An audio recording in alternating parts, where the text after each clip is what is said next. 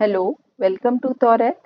My name is Saima Sultan और हम discuss कर रहे हैं क्लैट पीजी 2023 को क्लियर करने की स्ट्रैटेजी इन जस्ट 30 डेज।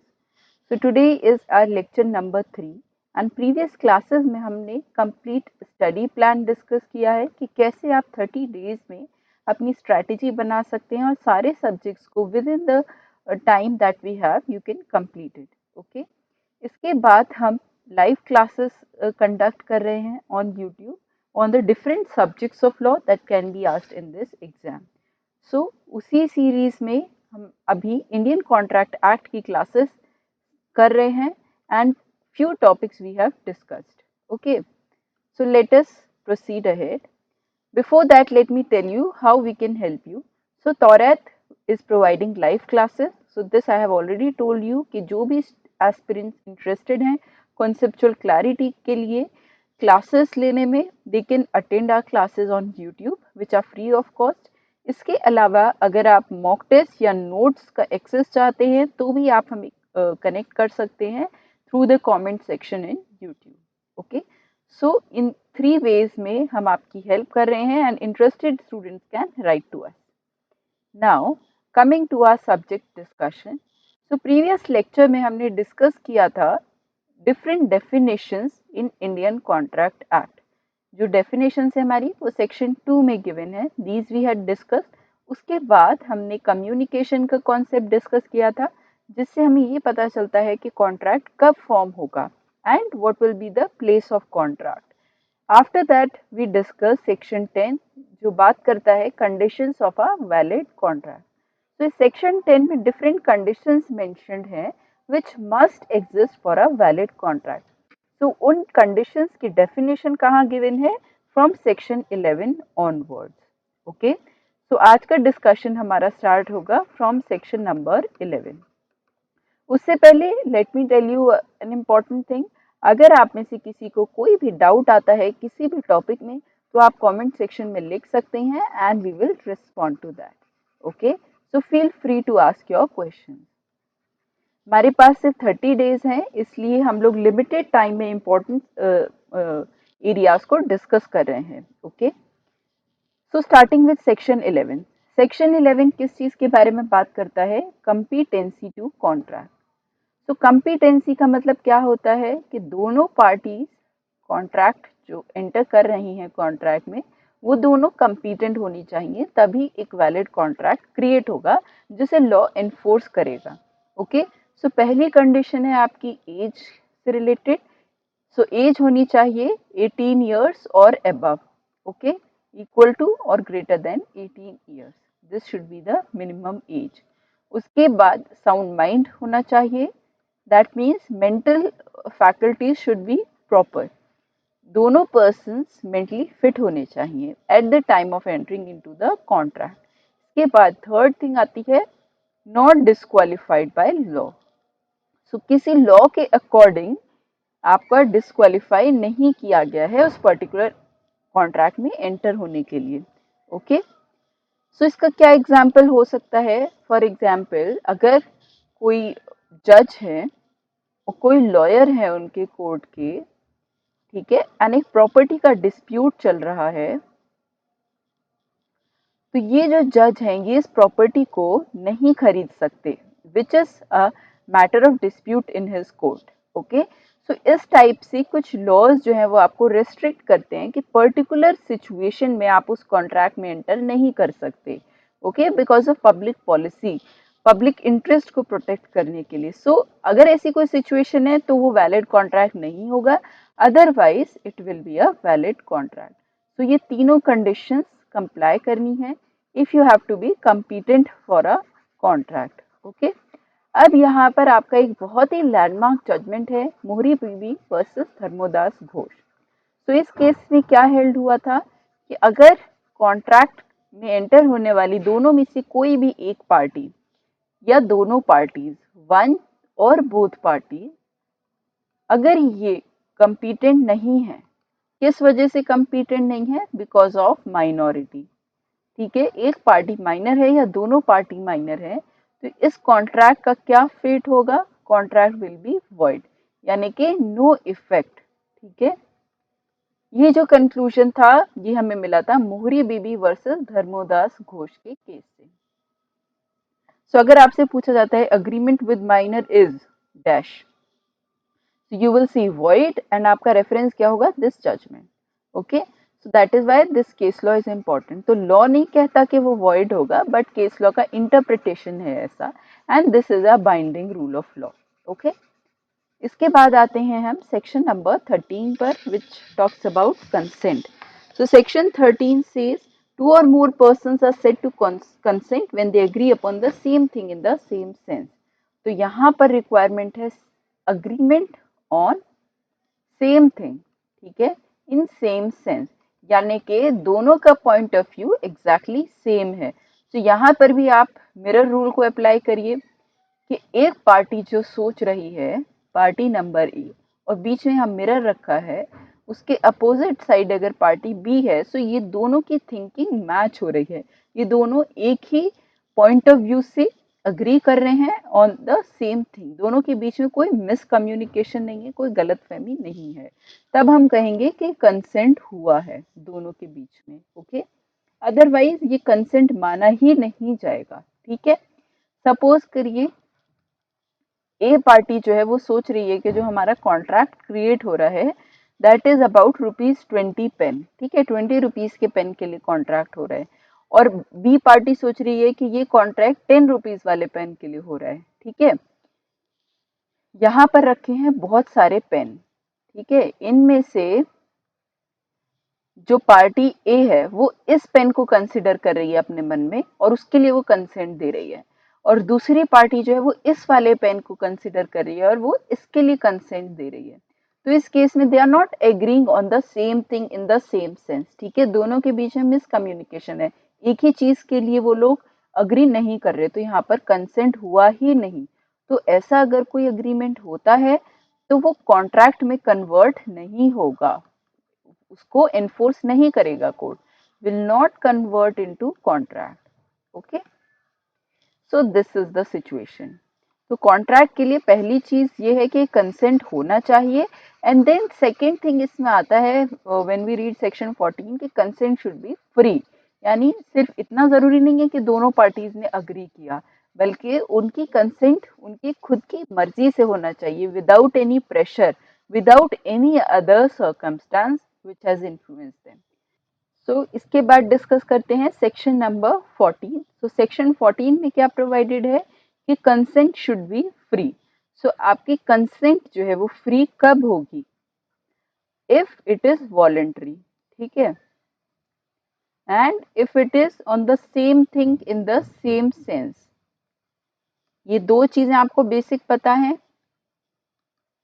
अब इसके लिए सेक्शन 14 में प्रोवाइडेड है कि कब कब कंसेंट फ्री नहीं होगी, नॉट फ्री।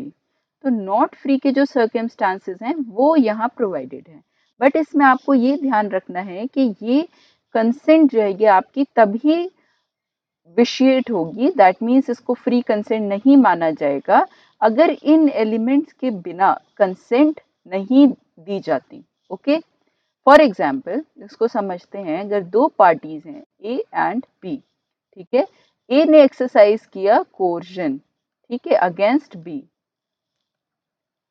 अब क्या होता है, ए ने बी को डराया धमकाया कि तुम मेरे साथ इस कॉन्ट्रैक्ट में एंटर करो, अदरवाइज मैं तुम्हारी फैमिली को हार्म पहुंचाऊंगा, ठीक है, ए ने ये थ्रेटन किया है। अब बी क्या है, बी जो है वो कॉन्फिडेंट है, बी को इस कोर्जन से कोई फर्क नहीं पड़ा। क्यों? क्योंकि उसे पता है कि ए तो ऐसे हमेशा बोलता रहता है बट वो ऐसा कुछ नहीं करेगा। जो भी सिचुएशन है वो इस कोर्जन से उस पर कोई इफेक्ट नहीं हुआ, उसने फिर भी अपनी मर्जी से इस कॉन्ट्रैक्ट में एंटर किया। He enters into the contract despite coercion, ठीक है, क्यों? क्योंकि इस कोर्जन से उसके ऊपर कोई इफेक्ट नहीं हुआ। तो उस केस में हम इसे क्या बोलेंगे,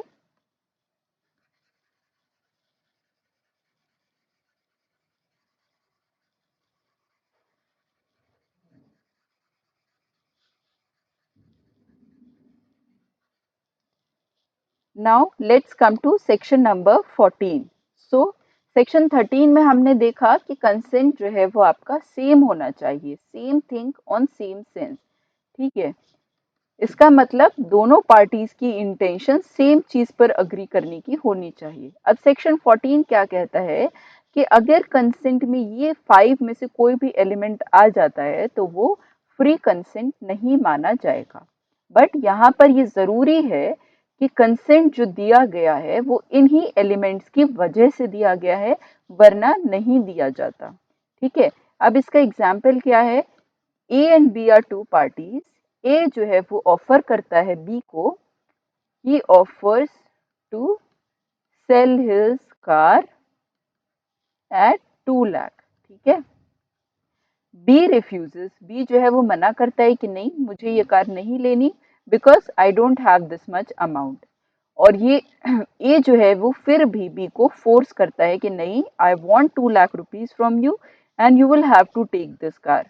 मतलब वो इस कॉन्ट्रैक्ट में एंटर करने के लिए बी को कंपेल कर रहा है। और इसके लिए कि बी इस कॉन्ट्रैक्ट में एंटर करे, वो क्या करता है, वो कोर्जन एक्सरसाइज करता है, उसको डराता है, धमकाता है, थ्रेटन करता है, ओके, कि वो कोई भी अनलॉफुल एक्ट करेगा अंडर आईपीसी। जो आईपीसी में ऑफेंसेस हैं उसमें से किसी भी ऑफेंस का वो साइट करता है कि अगर बी ने नहीं माना तो वो ये वाला क्राइम उसके अगेंस्ट करेगा, ठीक है। सो उसने अल्टीमेटली कोर्जन एक्सरसाइज किया। अब इस कोर्जन की वजह से बी को क्या करना पड़ता है, ही हैड टू एग्री, ठीक है, सिर्फ इस कोर्जन की वजह से, अदरवाइज उसका मन नहीं था इस कॉन्ट्रैक्ट में एंटर करने के लिए। तो इस टाइप की कंसेंट को हम क्या बोलेंगे, नॉट अ फ्री कंसेंट, ठीक है। क्यों, क्योंकि उसने जो कंसेंट दी वो सिर्फ इस अनलॉफुल एक्ट की वजह से दी, इसके अलावा वो कंसेंट नहीं देना चाहता था। अब इसी एग्जाम्पल में अगर आप ये मानिए कि बी जो है वो कोर्जन एक्सरसाइज हुआ या नहीं हुआ, वो इंटरेस्टेड था on his own to enter into this contract, so उस केस में क्या होता, it will would be a free consent. तो ये है आपका फ्री कंसेंट का मीनिंग इन सेक्शन 14। तो ये आपको सेक्शन 14 की एक्सप्लेनेशन में ही प्रोवाइडेड है कि ये जो 5 एलिमेंट्स आपको दिए गए हैं, कंसेंट जो है वो इनसे कॉज होनी चाहिए, तभी वो फ्री कंसेंट नहीं माना जाएगा, ओके। अब हम देखते हैं कि ये डिफरेंट एलिमेंट्स की क्या डेफिनेशन है, okay. So section 15 onwards they have given. Section 15 कहता है कि कोर्जन क्या होता है, कोर्जन इज द कमिटिंग और थ्रेटनिंग टू कमिट। तो यहाँ पर या तो एक्चुअल एक्ट या फिर थ्रेटन किया जा रहा है, किस चीज के लिए, फॉरबिडन एक्ट इन आईपीसी। जो भी एक्ट आईपीसी में फॉरबिडन है उसे करने के लिए वो धमकी दे रहा है, ये एक्चुअली कर रहा है एक पार्टी। दूसरा क्या है, अनलॉफुल डिटेनिंग ऑफ प्रॉपर्टी, ठीक है, आप दूसरे की प्रॉपर्टी को अपने पास डिटेन कर रहे हैं अनलॉफुली, सिर्फ इसलिए कि दूसरा पार्टी मजबूर होके उस कॉन्ट्रैक्ट में एंटर करे। तो इस सिचुएशन को क्या कहा जाएगा, coercion. This is given in section number 15, okay. अब आते हैं हम अनड्यू इन्फ्लुएंस पर। Undue influence is given in section number 17, okay. तो ये था हमारा section 15, difference between coercion. Coercion की डेफिनेशन हमने देख ली। उसके बाद क्या है हमारे पास, कोर्जन में ही एक और इम्पॉर्टेंट पॉइंट है कि आपको ये ध्यान रखना है कि इंडियन कॉन्ट्रैक्ट एक्ट में कोर्जन 2 जगह यूज किया गया है। एक हमारा सेक्शन 15 में which we have discussed, and उसके अलावा सेक्शन 72 में भी कोर्जन वर्ड यूज हुआ है। बट आपको ये ध्यान रखना है कि दोनों डिफरेंट हैं। क्यों डिफरेंट हैं, क्योंकि यहाँ जो हम बात कर रहे हैं कोर्जन की, वो है फ्री कंसेंट से रिलेटेड, कि कंसेंट जो है हमारी कॉन्ट्रैक्ट क्रिएट होते वक्त जो कंसेंट दे रहे हैं दोनों पार्टीज, वो कोर्जन उसमें ऐड हो गया है, तो उसकी वजह से वो फ्री कंसेंट नहीं रहा। जबकि सेक्शन 72 एक डिफरेंट सिचुएशन की बात करता है। सेक्शन 72 में जो कोर्जन एक्सरसाइज हो रहा है, it is eight the time of payment of money और डिलीवरी ऑफ अ थिंग। ये कंसेंट के टाइम पर नहीं हो रहा है, ये बाद में ऐसी सिचुएशन अराइज हो रही है, ठीक है। So let us read section 72, तो आपको बहुत क्लियर हो जाएगा ये। सेक्शन 72 कहता है कि a person to whom money has been paid, कोई भी पर्सन जिसको मनी पे की गई है, to whom money is paid, या फिर उसको कोई चीज डिलीवर हुई है और थिंग डिलीवर्ड बाय मिस्टेक और अंडर कोर्शन। किस सिचुएशन में हमारे लिए यहाँ रिलेवेंट है? अंडर कोर्शन, ठीक है। मस्ट रीपे और रिटर्न इट, उसकी ड्यूटी है कि वो रीपे करे। अब इसमें आप एग्जाम्पल सोचिए कि सपोज करिए ए और बी दो पार्टीज हैं। ए ने क्या किया? इलीगल करेंसी, ठीक है, जैसे मान लीजिए डीमोनेटाइज्ड करेंसी है, उसे रखना वैलिड नहीं है। अब ए जो है वो उसको डिस्पोज ऑफ नहीं कर पा रहा, पर उसने फोर्सफुली बी को वो डिलीवर कर दी। ये जो मनी है वो बी को फोर्सफुली डिलीवर कर दी, ठीक है। तो बी की ड्यूटी है कि वो इसे रिटर्न करे, ठीक है। या अदरवाइज भी उसने कोई मनी, कुछ भी अमाउंट उसको अंडर कोर्शन या बाय मिस्टेक दे दिया है, तो इसकी ड्यूटी है कि वो रीपे करे। सो यहाँ पर जो कोर्शन हमारा एक्सरसाइज हो रहा है, that is eight the time of delivery of a thing और व्हेन मनी इज पेड, ठीक है। तो दोनों के सर्कमस्टांसेस अलग हैं, पॉइंट ऑफ टाइम अलग हैं कि when coercion is exercise. So it is just for clarity, okay. Apart from this, you have understood the meaning of coercion. So now we can move on to the next point, that is undue influence. Undue influence कहाँ given है आपका? Section number 16 में, okay. Section 16 says a contract is said to be induced by undue influence where relation between the parties is such that one person is in a position to dominate the will of other. So एक party ऐसी situation में है कि वो दूसरे की मर्जी को डोमिनेट कर सकती है, dominate the will of other, ठीक है। एंड ये तो एक सिचुएशन है कि वो ऐसी पोजीशन में है and he uses that position, वो अपनी उस पोजीशन का फायदा उठाती है वो पार्टी किसी कॉन्ट्रैक्ट में एंटर करने के लिए।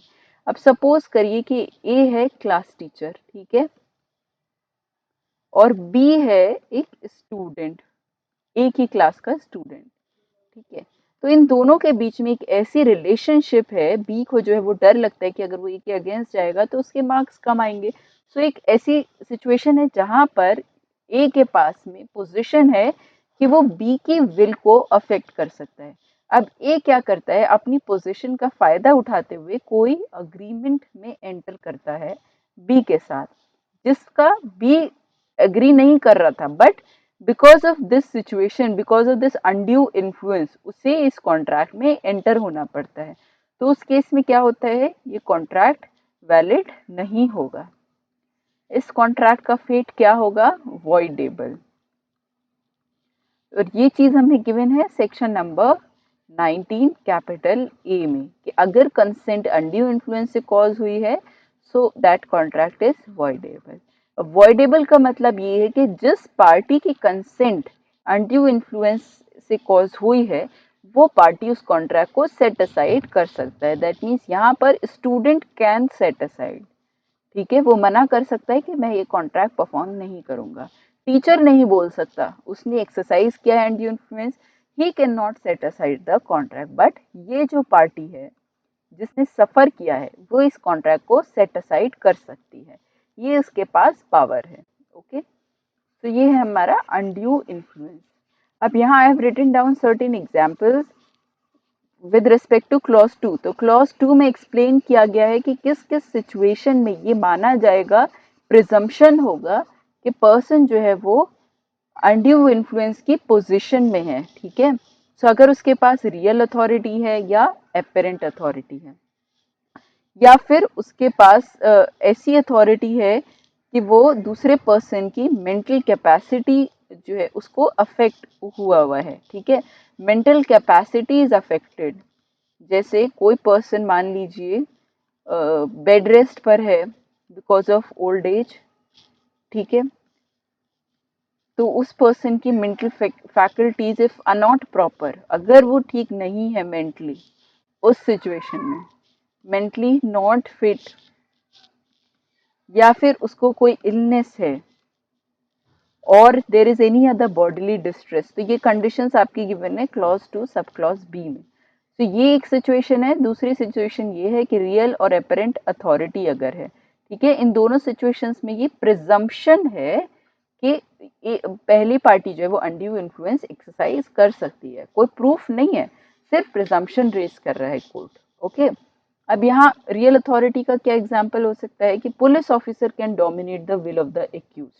ओके, या कोई इनकम टैक्स ऑफिसर है, वो जिस पर्सन के यहाँ असेसी के यहाँ रेड करने के लिए जाता है, so definitely by common sense we can understand कि ही हैज दैट अथॉरिटी कि वो उसकी विल को एक्सरसाइज कर सकता है, उस पर अपनी पोजीशन का अनड्यू इन्फ्लुएंस क्रिएट कर सकता है। ओके, तो ये हैं आपके सर्टेन एग्जांपल्स। एपरेंट अथॉरिटी में क्या है कि दिख रहा है अथॉरिटी है बट एक्चुअली नहीं है, तो एक प्रिंसिपल ने अपने एजेंट को कुछ कुछ एक्ट्स के लिए ऑथराइज कर रखा है, बट वो इससे बाहर जाकर कोई एक्ट करता है।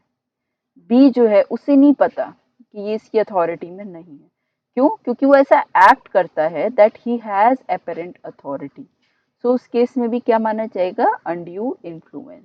ओके, अब अनड्यू इन्फ्लुएंस के केस में there is one more important thing given in section 19 capital A. So let's come to section 19 capital A.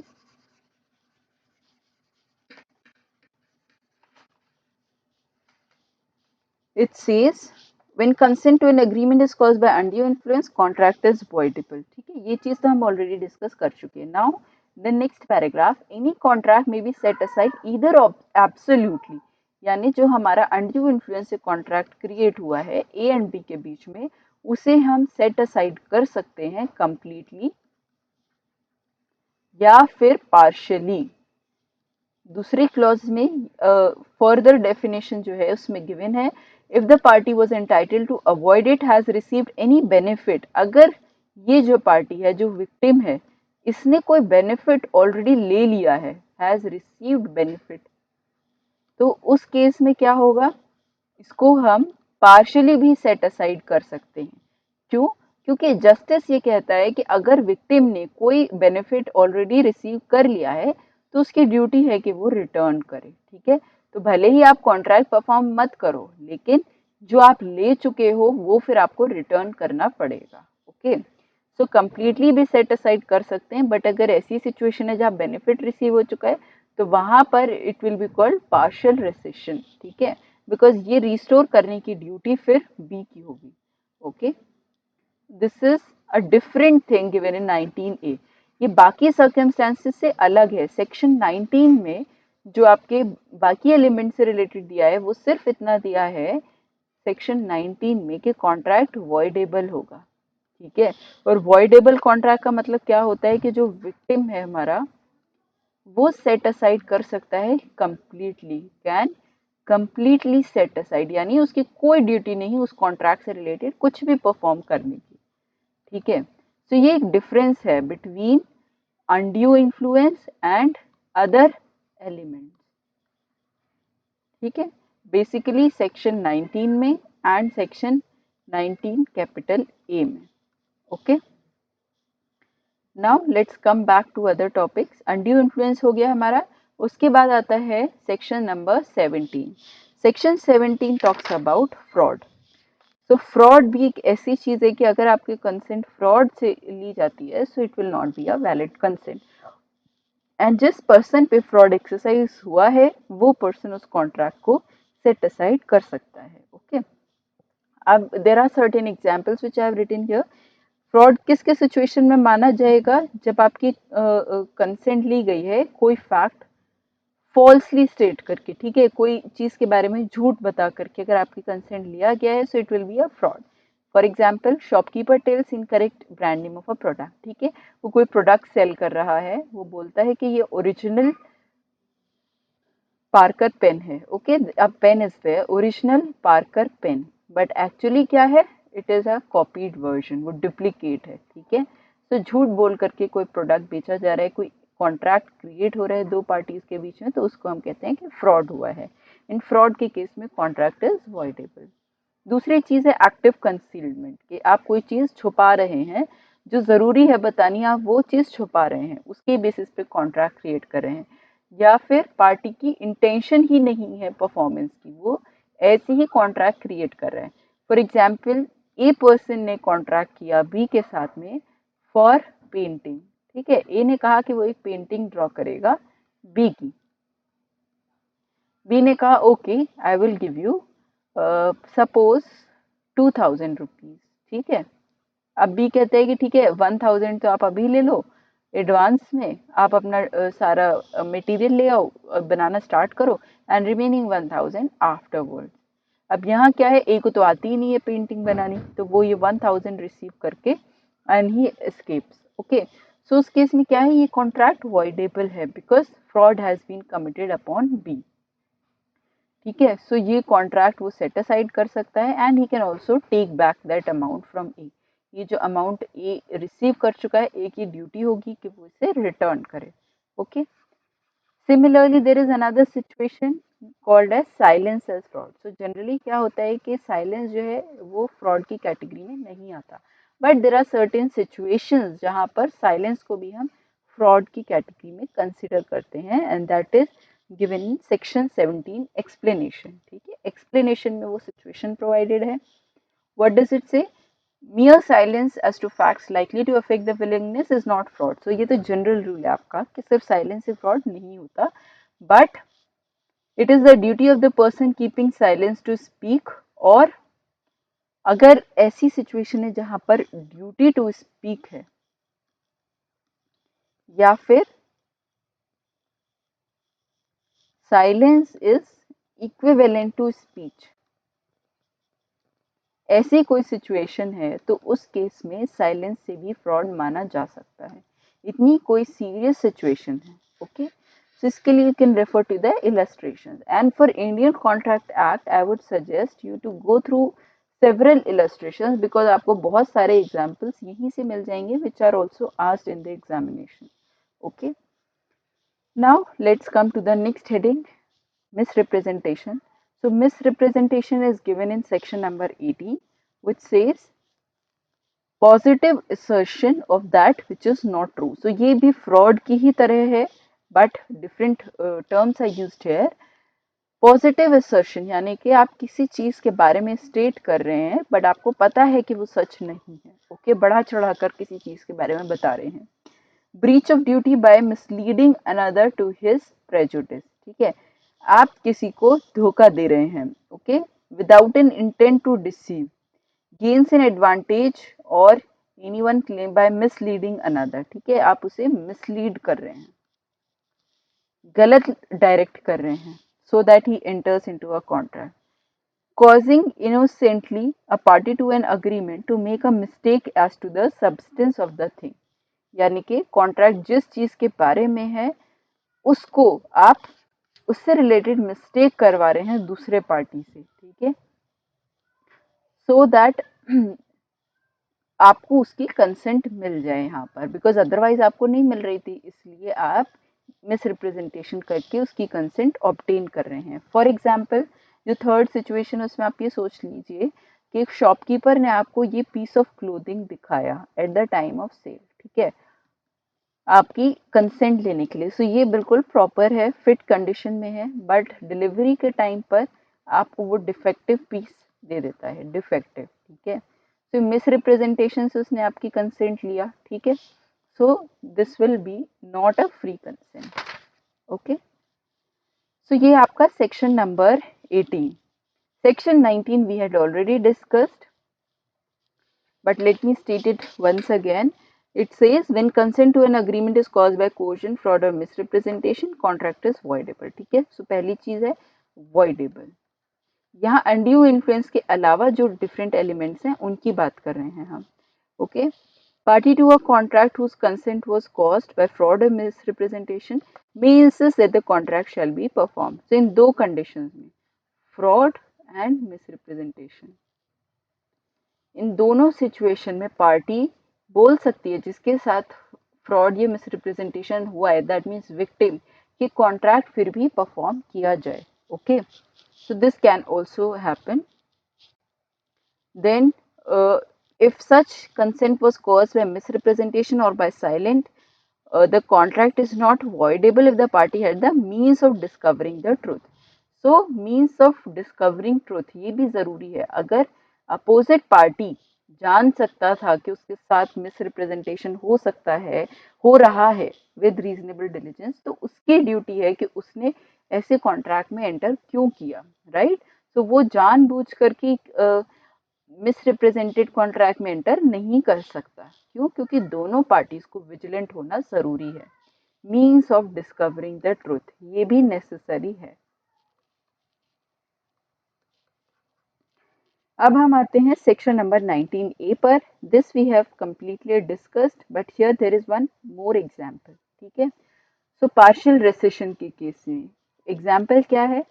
A takes a loan from B for ₹100, ठीक है। ए ने लोन लिया 100 rupees का,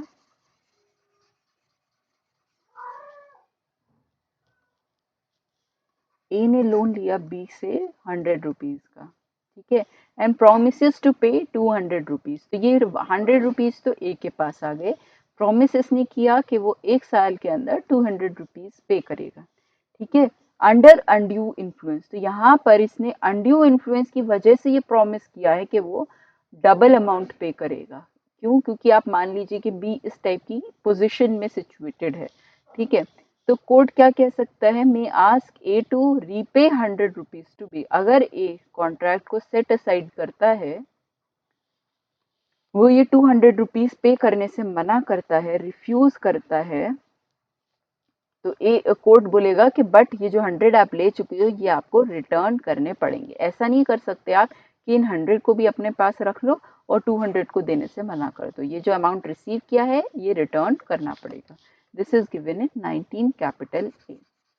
okay, तो यहाँ तक हमने डिफरेंट एलिमेंट्स डिस्कस किए जिनकी वजह से कंसेंट जो है वो फ्री कंसेंट नहीं रहती, और अगर कंसेंट फ्री नहीं है तो वैलिड कॉन्ट्रैक्ट नहीं क्रिएट हो सकता, कोर्ट उसे एनफोर्स नहीं करेगा। Okay, so this was till section number 19 capital A. इसके बाद there are other provisions related to mistake. So mistake के केस में अग्रीमेंट की क्या सिचुएशन होगी? वॉइड या वॉइडेबल या वैलिड, ये 3 सिनेरियो पॉसिबल है, ठीक है। तो वैलिड के केस में लॉ ने जो वर्ड यूज किया है दैट इज नॉट वॉइडेबल। तो टर्म आपको ये देखने को मिलेगा बट उसका मीनिंग क्या होगा? वैलिड, ठीक है। तो अपोजिट ऑफ वॉइडेबल, तो वो क्या होगा? वैलिड। ओके, तो पहला है section number 20। It says agreement void where both parties are under a mistake as to matter of fact. अगर दोनों पार्टीज ए और बी दोनों की मिस्टेक है as to matter of fact essential to the agreement is void. यानी कि मान लीजिए ये अग्रीमेंट है पेन से रिलेटेड, बट ये पार्टी सोच रही है कि ये जो पेन है ये पार्कर कंपनी का है, और ये जो पार्टी है ये सोच रही है कि ये किसी और कंपनी का है, any other company. Okay, so उस केस में क्या होगा? मान लीजिए लोटस कंपनी का पेन है ये, कोई भी, ये दोनों के माइंड में अलग चीज चल रही है, ठीक है। ये जो सब्जेक्ट मैटर है जो कि बहुत असेंशियल है कि एक्चुअली ये पेन किस कंपनी का है, ठीक है, जिसके लिए कॉन्ट्रैक्ट हो रहा है, ये दोनों पार्टीज मिस्टेक पर हैं इस पॉइंट पर। तो ये क्या होगा? ये कंसेंट दोनों पार्टीज की होगी, सॉरी मिस्टेक दोनों पार्टीज की है यहाँ पर, तो अग्रीमेंट क्या होगा? वॉइड होगा। दैट मीन्स ये कोर्ट एनफोर्स नहीं करेगा ऐसे अग्रीमेंट को, इसका कोई इफेक्ट नहीं होगा इस टाइप के अग्रीमेंट में। तो जो मेन पॉइंट है कॉन्ट्रैक्ट का, अगर उस पर दोनों पार्टीज मिस्टेकन है, जो असेंशियल है, तो होगा वो वॉइड कॉन्ट्रैक्ट। सो ये जरूरी है कि fact has to be essential to the agreement, essential to agreement, ठीक है। और क्या असेंशियल है क्या नहीं है depends on case to case. Different case में डिफरेंट चीज असेंशियल हो सकती है और नहीं हो सकती। ओके, now section 21 talks about mistake of Indian law and mistake of foreign law. So mistake of Indian law का मतलब ये है कि अगर दो पार्टीज हैं, there are two parties and they have mistake related to Indian law. Indian law के बारे में उन्हें कोई नॉलेज नहीं है, दे आर मिस्टेकन, ठीक है, इंडियन लॉ से रिलेटेड। तो ये जो अग्रीमेंट होगा ये वैलिड होगा, क्योंकि यहाँ लिखा है नॉट वॉइडेबल, दैट मीन्स ये वैलिड होगा and they can not take a defence कि हमें इस लॉ के बारे में नहीं पता था, ठीक है, बिकॉज उनकी ड्यूटी है कि उन्हें इंडियन लॉ पता होना चाहिए। Whereas if it is a foreign law के पॉइंट पर अगर कोई मिस्टेक है तो उस केस में अग्रीमेंट वॉइड होगा, उसका कोई इफेक्ट नहीं होगा। ओके, सो ये डिफरेंस है फॉरेन लॉ की मिस्टेक पर and a mistake related to Indian law. Now section number 22। Section 22 says mistake of one party, अगर दो में से सिर्फ एक पार्टी की मिस्टेक है तो कॉन्ट्रैक्ट वैलिड होगा। नॉट वॉइडेबल का मतलब कॉन्ट्रैक्ट वैलिड, इस पर कोई फर्क नहीं पड़ेगा, कोर्ट इसे इन्फोर्स करेगा। Okay,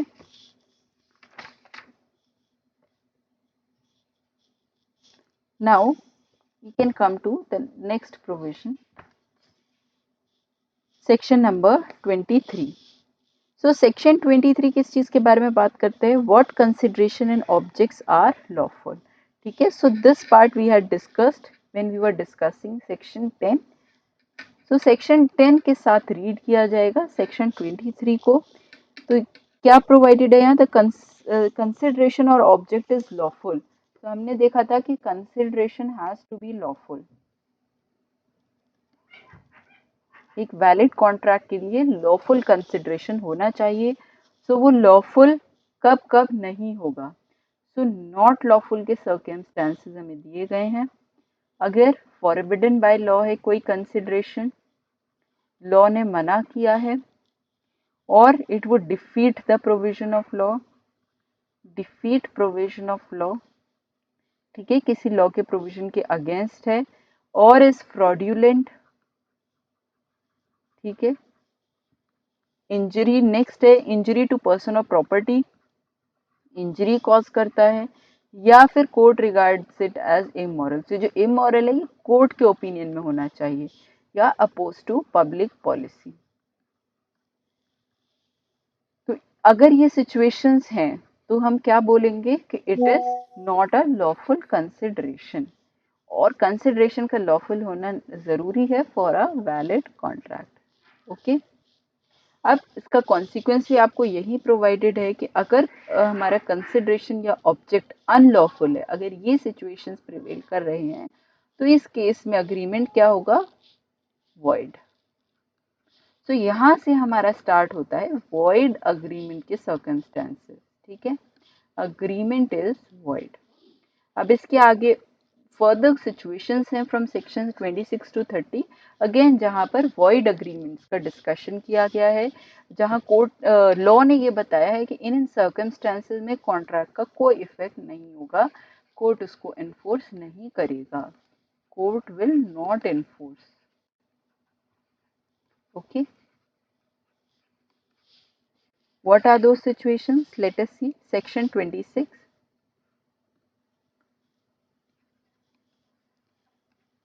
section 26 is agreement in restraint of marriage, ठीक है। अगर ये दो पार्टीज हैं ए एंड बी, और एक थर्ड पार्टी है सी, सी कौन है? फादर, ए का father, A is daughter and B is anyone, मतलब may be A likes him, ठीक है, ए लाइक्स बी, इसका फ्रेंड है, ठीक है। सो सी क्या करता है? सी एक कंडीशन लगाता है ए के ऊपर कि ए जो है वो बी से मैरिज नहीं कर सकते, ठीक है। वो अपनी डॉटर को के ऊपर ये रेस्ट्रिक्शन लगाता है कि वो बी से शादी नहीं कर सकती। तो उस सिचुएशन में ये जो रेस्ट्रिक्शन होगी ये वॉइड होगी, रेस्ट्रिक्शन वॉइड होगी यहाँ पर, ठीक है। वही चीज प्रोवाइडेड है, every agreement in restraint of the marriage of any person other than minor is void. क्यों? क्योंकि ये एक पर्सन की इंडिविजुअल चॉइस है कि वो किसी से भी मैरिज कर सकता है, और अगर उस पर कोई रिस्ट्रेंट लगाया जाता है तो वो रिस्ट्रेंट वॉइड होगा। बट यहाँ दिया है एक्सेप्ट माइनर। एक्सेप्ट माइनर इसलिए दिया है कि माइनर के इंटरेस्ट को प्रोटेक्ट करना एक गार्जियन की ड्यूटी होती है। सो माइनर के केस में रेस्ट्रिक्शन लगाई जा सकती है, बट अपार्ट फ्रॉम माइनर कोई भी रेस्ट्रिक्शन मैरिज से रिलेटेड नहीं लगाई जा सकती कि आप इस पर्सन से शादी नहीं कर सकते या इतने टाइम तक नहीं कर सकते। अगर ऐसी कोई कंडीशन लगाई जाती है तो उस कंडीशन को लॉ एनफोर्स नहीं करेगा, okay, because it is individuals choice. अगर कोई पर्सन अपनी मर्जी से रिफ्रेन करता है so it is his choice, so वो इस प्रोविजन के अंदर नहीं आएगा। बट अगर कोई थर्ड पर्सन ऐसा अग्रीमेंट करता है, that agreement will be void. Okay, now coming to section 27। Section 27 talks about agreement in restraint of trade is void. ठीक है, तो अगर किसी लॉफुल ट्रेड को रोका जाता है, ठीक है, उस पर रेस्ट्रिक्शन लगाया जाता है, तो वो रेस्ट्रिक्शन वाला अग्रीमेंट, ऐसा अग्रीमेंट जो रेस्ट्रिक्शन लगाता है, वो क्या होगा? वॉइड। क्यों होगा वो void? Because of article 19(1)(g of the constitution of India. So article 19(1)(g allow करता है हर इंडिविजुअल को कि वो कोई भी lawful trade, occupation, business carry कर सकता है। और इस सिचुएशन में रेस्ट्रिक्शंस क्या होंगी? आर्टिकल 19 क्लॉज 6 की कंडीशंस। ठीक है, सब्जेक्ट टू आर्टिकल 19 क्लॉज 6 वो एक लॉफुल प्रोफेशन को एक्सरसाइज कर सकता है। सो सेक्शन 27 के अकॉर्डिंग अगर आप कोई रिस्ट्रिक्शन लगाते हैं उस लॉफुल ट्रेड पर तो वो वैलिड नहीं है। ठीक है, but there is one exception. Exception क्या है? गुडविल के सिचुएशन में। ठीक है, जब गुडविल को सेल किया जाता है उस केस में सर्टेन रेस्ट्रिक्शंस आर अलाउड। ठीक है, अब वो क्या क्या अलाउड है? That is given in exception 1। Okay, says one who sells the goodwill of a business may agree with the buyer to refrain from carrying on similar business। अब मान लीजिए मैकडोनल्ड्स है, ठीक है, और ये अपनी गुडविल बेचता है बी को, ठीक है, जिससे कि वो एक और रेस्टोरेंट खोल सके, ठीक है, with in brand of McDonald's. तो यहाँ पर वो कंडीशन लगा सकता है कि आप इतने एरिया के अंदर अपने शॉप नहीं खोलोगे। ठीक है, सो एरिया से रिलेटेड लगा सकता है, लोकल लिमिट्स का, so long as the buyer और any person deriving title carries on a like business. अगर वो यही बिजनेस कैरी कर रहा है तो लोकेशन पर हम रेस्ट्रिक्शन लगा सकते हैं as far as it's reasonable. Okay, reasonable restriction लगा सकते हैं। ओके, सो ये जब गुडविल सेल की गई है उस केस में एक्सेप्शन है कि ट्रेड पर भी रेस्ट्रिक्शन लग सकती है, बट जनरली नहीं लग सकती। ओके, अगर जनरली हम लगाएंगे तो वो अग्रीमेंट वॉइड होगा, उसका कोई इफेक्ट नहीं होगा लॉ के according. Okay, so this was section number 27। Now coming to section number 28। Section 28 says agreements in restraint of legal proceeding। Legal proceeding carry करने के लिए अगर आप पे कोई रेस्ट्रिक्शन लगाया जाता है that you can not go to the court for this particular thing, you can not go to court, आप कोर्ट से रेमेडी नहीं ले सकते, ऐसी कोई रेस्ट्रिक्शन लगाई जाती है आप पर, so that restriction will be void. Restriction is void. Okay, क्यों? क्योंकि लॉ को सीक करने का चांस हर एक इंडिविजुअल के पास में, और उसे रिस्ट्रेन नहीं लगाया जा सकता है इस राइट पर। ओके, बट यहीं पर इसके कुछ एक्सेप्शंस भी दिए हुए हैं, और अब जब आप इस प्रोविजन को रीड करेंगे तो you will understand that partial restraint is allowed. Partial restraint का मतलब क्या है कि सपोज करिए देयर आर 3 कंपीटेंट कोर्ट्स। ठीक है, जो हमारा डिस्प्यूट है वो 3 कोर्ट्स में से किसी में भी जा सकता है, और दोनों पार्टीज ये अग्री करते हैं, ये मान लीजिए दिल्ली का कोर्ट है, ये मुंबई का है, and this is perhaps Noida. Okay, दोनों पार्टीज डिसाइड करते हैं कि अगर कोई डिस्प्यूट होगा तो वो सिर्फ दिल्ली कोर्ट में ही रेज हो सकता है, not in Mumbai and Noida. ठीक है, सो ये पार्शियल रिस्ट्रेंट लगाया गया है, ये वैलिड है।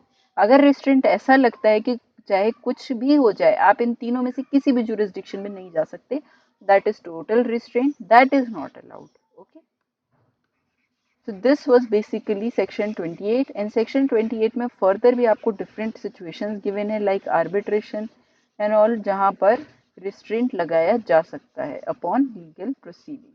okay, so that you can go through it through the BERAT। After that we have section number 29। section 29 says agreements void for uncertainty, तो जो अग्रीमेंट्स ऐसे हैं which are incapable of being made certain, ठीक है, या फिर they are not certain, वैसे agreements की सिचुएशन क्या होगी, void. For example A and B want to enter into a contract for sale of horse, ठीक है, A's horse, A का horse है। अब A के पास में बहुत सारे horses हैं, ठीक है, अलग अलग कलर्स के। यहाँ पर इस अग्रीमेंट में ये डिसाइड नहीं हुआ कि विच horse A wants to sell, ठीक है, आइडेंटिटी उसकी डिसाइड नहीं हुई, ठीक है, not decided, and it is a situation जहां पर वो आइडेंटिटी उसकी डिसाइड हो भी नहीं सकती सपोज, ठीक है। सो जो अग्रीमेंट है वो ना तो सर्टेन है और वो बन भी नहीं सकता सर्टेन, तो ऐसा अग्रीमेंट क्या होगा, वॉइड। क्यों, क्योंकि कोर्ट क्या एनफोर्स करेगा जब तक आपके टर्म्स एंड कंडीशन सर्टेन ही नहीं है, डिटर्मिनेबल नहीं है, ओके। सो या तो आप सर्टेन कर सकते हो उसे, तो पहले आप सर्टेन करो चीजों को, तब वो वैलिड अग्रीमेंट में कन्वर्ट होगा, ओके। सो अनसर्टेन थिंग्स को कोर्ट एनफोर्स नहीं करता, ठीक है। Now next is section number 30 with respect to void agreement. This is the last provision, section number 30. Section 30 says agreements by way of wager, agreement by wager are void. So agreement by wager में क्या situation आती है, पहले आप समझिए कि Vaser का क्या मीनिंग होता है। वेजर इज काइंड ऑफ बेट, शर्त लगाना, क्या कोई चीज होगी या नहीं होगी। तो आप यहाँ पर उसी चीज से रिलेटेड शर्त लगाते हैं जहां पर दो पॉसिबल सिचुएशंस हैं, यस और नो वाली, ठीक है, अपोजिट पॉसिबिलिटीज हैं, two opposite possibilities. For example India will win, India will loose,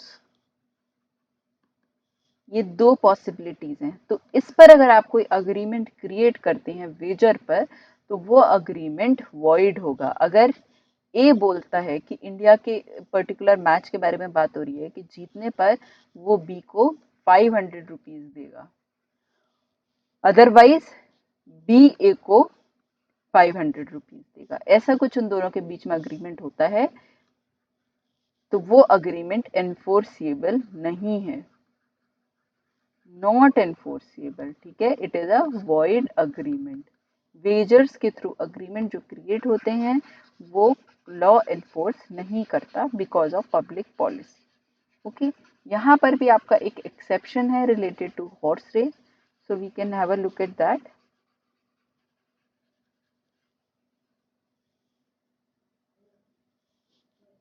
Section 30 exception says exception in favor of certain prices for horse racing. This section will not be deemed to render unlawful a subscription or contribution or agreement made towards any plate.